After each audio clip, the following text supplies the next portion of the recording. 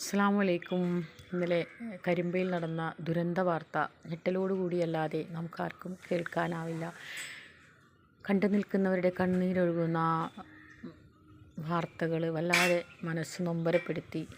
സ്കൂളിലേക്ക് വളരെയധികം സന്തോഷത്തോടു കൂടി യാത്രയായ പൊന്നുമക്കൾ തിരിച്ചു വന്നത് ജീവനറ്റ ശരീരങ്ങളുമായിട്ടാണ്. എന്തായാലും ആ ഒരു ദുരന്ത വാർത്ത വളരെയധികം വേദന ഉളവാക്കുന്നത് തന്നെയാണ്. നാടിന് മാത്രമല്ല നമുക്കെല്ലാവർക്കും തന്നെ കണ്ണീർ നൽകി ആ പെൺകുട്ടികൾ യാത്രയായി. ഒരാളെ മാത്രം ബാക്കിയാക്കിക്കൊണ്ട് 5 പേരും ഒരുമിച്ച് യാത്ര ചെയ്തിരുന്ന ആ യാത്രയിൽ ഒരാൾ മാത്രം ബാക്കിയായി.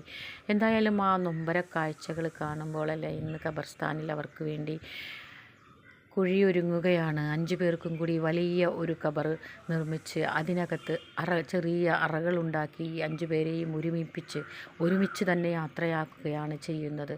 എന്തായാലും ഇത്തരത്തിലുള്ള അപകടങ്ങൾ കാണാനും അതിനുള്ള അവസരങ്ങൾ ഇനിയും ഒരുങ്ങാതിരിക്കട്ടെ എന്ന് ആത്മാർത്ഥമായി പ്രാർത്ഥിക്കുകയാണ്.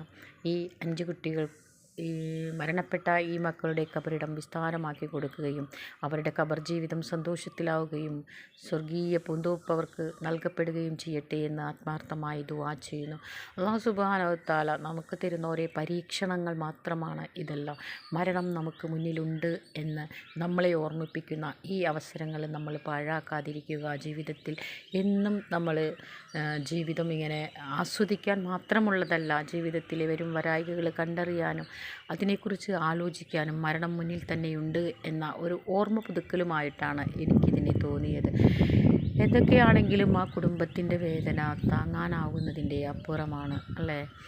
ഓരോ കുട്ടികളെയും വളരെയധികം പ്രതീക്ഷകളോടുകൂടി വളർത്തി വലുതാക്കി കൊണ്ടുവരുന്ന മാതാപിതാക്കൾ, ചിറകറ്റ് വീഴുന്ന ആ മക്കളുടെ നൊമ്പരങ്ങളല്ലേ, അവരെ കാണുമ്പോൾ അവരുടെ ചിറകുകൾ തളർന്നു വീഴുന്നത്, കരിഞ്ഞുണങ്ങുന്നത് കാണുന്ന ആ മാതാപിതാക്കളുടെ കണ്ണീർ കയങ്ങൾ കാണാനേ കഴിയുന്നില്ല.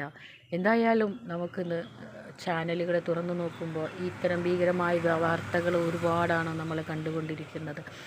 എന്തൊക്കെയാണെങ്കിലും ഇതിനൊക്കെ ഒരു പരിസമാപ്തി ഉണ്ടാകുമോ എന്തോ ആവോ. ഇതിന് നമുക്ക് ചെയ്യാൻ കഴിയുന്ന കാര്യങ്ങൾ എന്തൊക്കെയാണെങ്കിലും അതൊക്കെ ചെയ്യാൻ നമുക്ക് സാധിക്കട്ടെ എന്ന് മാത്രമാണ് ആഗ്രഹിക്കുന്നത്. ഒരു ദിവസം കൊണ്ട് ചൂരൽ മഴയും ഇതുപോലെ തന്നെയായിരുന്നു അല്ലേ. ഒരു ദിവസം രാത്രിയിൽ കിടന്നുറങ്ങുന്നത് ഒരുപാട് പ്രതീക്ഷയോടുകൂടി കിടന്നുറങ്ങിയ ആളുകളാണ് ഒരു ദിവസം കൊണ്ട് മുണ്ടക്കയും ചൂരൽമലയുമായി തരിപ്പണമായത്. ഇന്നും അവിടെ നടക്കാതെ പോകുന്ന ഒരുപാട് കാര്യങ്ങൾ ബാക്കി നിൽക്കുന്നു. എന്തേ നമ്മുടെ നാടിനൊക്കെ പറ്റുന്നത്. എന്തായാലും ഇത് വല്ലാതെ വേദന തോന്നിയ ഒരു വാർത്ത തന്നെയായിരുന്നു. ആ മക്കൾക്ക് അല്ലാഹു സുബ്ഹാനഹു വ തആല ഖബർ വിശാലമാക്കി കൊടുക്കട്ടെ എന്ന് ഒരിക്കൽ കൂടി പ്രാർത്ഥിച്ചുകൊണ്ട് ഇന്ന് ഞാനിത് അവസാനിപ്പിക്കുകയാണ്. വളരെ സങ്കടം തോന്നി, നീറുന്ന മനസ്സും അല്ലെ, കരയുന്ന കണ്ണുകളും വിലപിച്ച് ഒരു നാട് മുഴുവൻ വിലപിക്കുകയാണ്.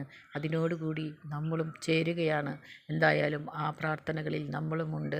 അവർക്ക് നന്മ നൽകട്ടെ എന്ന് ആഗ്രഹിച്ചുകൊണ്ടും ആ നഷ്ടം സംഭവിച്ച കുടുംബങ്ങൾക്ക് അത് സഹിക്കാനുള്ള കരുത്ത് ജഗദീശ്വരൻ നൽകട്ടെ എന്നും പ്രാർത്ഥിച്ചുകൊണ്ട് ഞാൻ ഈ വീഡിയോ ഇവിടെ നിർത്തുകയാണ്. വളരെ സങ്കടം തോന്നിയത് കൊണ്ടാണ്, വല്ലാതെ വിഷമം തോന്നി. എല്ലാവരുടെ പ്രാർത്ഥനകളും അവർക്ക് വേണ്ടി ഉണ്ടാകട്ടെ എന്ന് ആത്മാർത്ഥമായി ആഗ്രഹിക്കുന്നു.